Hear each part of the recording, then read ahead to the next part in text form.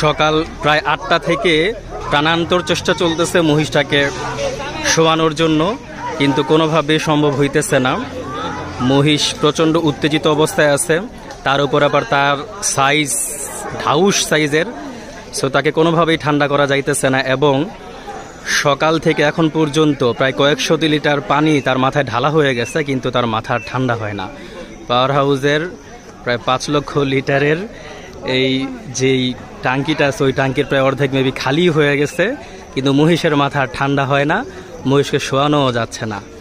এদিকে এলাকার ছেলেপুলে সবাই নিজেদের গরু কাটাকাটি রেখে ভিড় জমাইছে মহিষের এই কর্মকাণ্ড দেখার জন্য, বিনোদন নেওয়ার জন্য।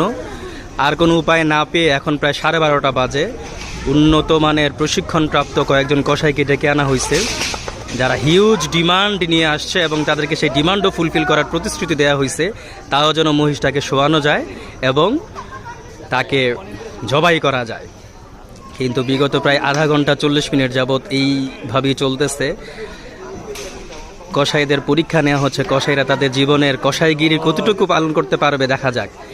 এদিকে আমরা সবাই অধীর আগ্রহে অপেক্ষা করতেছি শেষ অবস্থা দেখার জন্য, মহিষটার শেষ পরিণতি বা শেষ অবস্থা কি হয় এবং কতক্ষণ এভাবে চলতে থাকে মহিষের সাথে কসাইদের ধস্তাধস্তি। দেখা যাক।